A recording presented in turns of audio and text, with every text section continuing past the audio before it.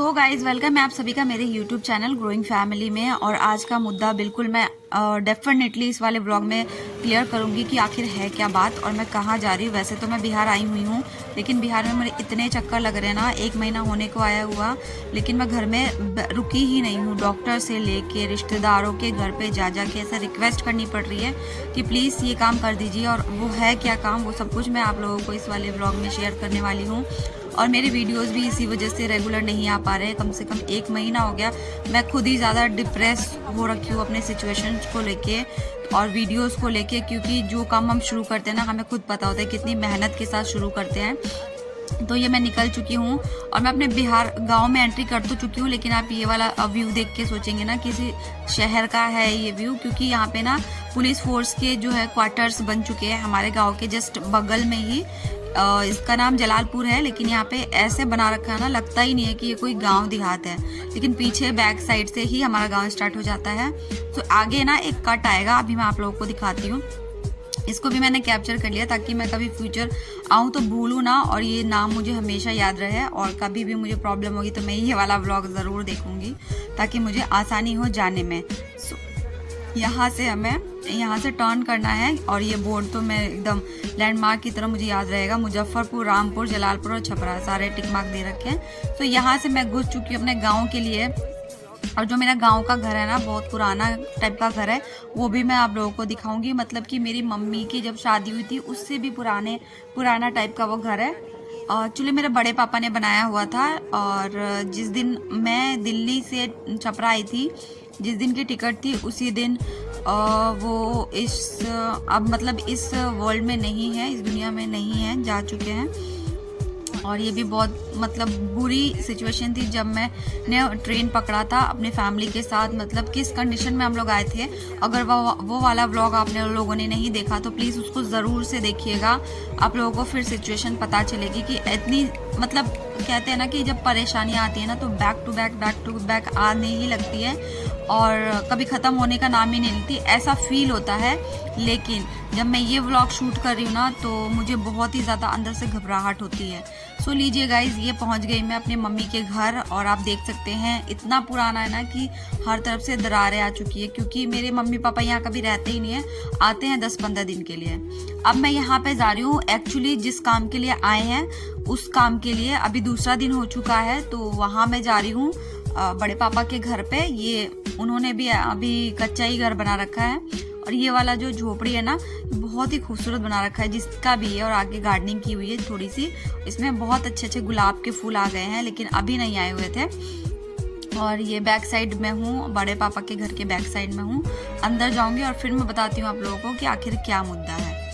और मैंने कुछ लोगों से बात करी हुई है, सबको घर पे बुलाया गया है ताकि जो भी ये मसला है ना जल्दी से ख़त्म हो जाए। और हाँ, ये बात भी मैं बता दूं आप सभी को कि ये जो बात है, ये जो काम है ना, मेरे पापा के बचपन से ही पेंडिंग चल रहा है। और लोग ऐसे गोली दे रहे हैं कि आज नहीं कल, कल नहीं आज कराएंगे। सो देखते हैं आज का क्या सीन है, आज होता है या नहीं। सो ये मैं एंट्री कर चुकी हूँ कैमरे के साथ में, और सारे बच्चे बाहर हैं। और ये रहा बड़े पापा जहाँ पे रहते थे, उनका ये कोठरी बोलिए, इसी बेड पे रहते थे वो। और अभी वो नहीं है, अफसोस लगता है थोड़ा, अंदर से बहुत गंदा फील होता है। और अयाज आते ही यहाँ पे बकरियों के साथ खेलना चालू कर दिया। ये बड़े पापा के घर के बाहर का है सीन। उसको बकरियों के साथ खेलना बहुत ही अच्छा लगता है, और जितने भी पत्ते गिर रहे हैं ना जामुन के, वो उसको खिला रहा है। सो ये वाली मस्ती तो इसकी यहाँ चलती रहेगी। एक्चुअली मैं दूसरी बार आई हूँ अपनी मम्मी के घर में। पहली बार आके मैं 1 दिन में चली गई थी और काम उस टाइम भी नहीं हुआ था। तो मैंने कहा कि इस बार जाऊंगी ना तो काम करवा के ही आऊंगी, चाहे कुछ हो जाए, क्योंकि पापा और मम्मी बस अकेले और वो ज़्यादा बोल नहीं पाते हैं, तो इस वजह से बहुत लोग फ़ायदा उठा रहे हैं। और यहाँ पे जो है ना, हम अपने पुराने घर पे आ गए हैं, और फिर से यहाँ पे बकरियों के बच्चों के साथ खेल रहा है, और नानी उसके साथ खिला रही है। उसको बहुत पसंद है ऐसे बकरियों के बच्चों के साथ खिलाना।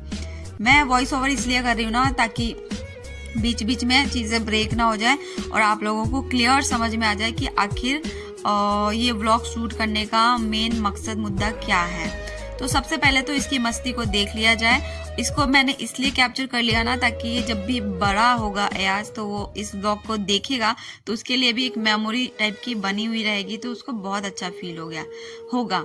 और पीछे आप देख सकते हैं इसका नाम ना, जो बच्ची खड़ी है उसका नाम अयाज ने बबिया रखा हुआ है, उसको बबिया ही करके बुलाता है और दोनों आपस में बहुत खेलते हैं। मैं यहाँ पे 2 से 4 दिन रही हूँ और दोनों में अच्छी दोस्ती हो गई और वो भी 2 साल की है और अयाज 3.5 साल का है।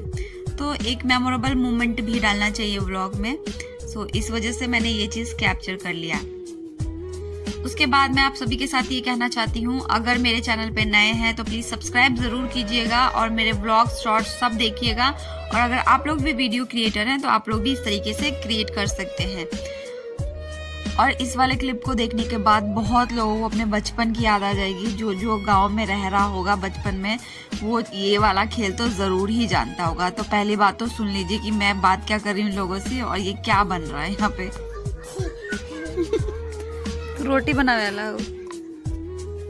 लो भाई, हम खा के ही जाए आज। क्या बनाता रहे तनी हम सीख ले, हम जाए तो दिलिया में बनाए।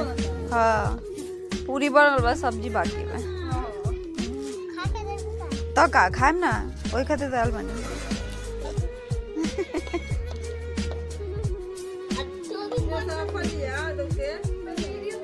हाँ पागल सब्जियों पागल पूरियों पागल अहिंकर कटाते भाभी। हाँ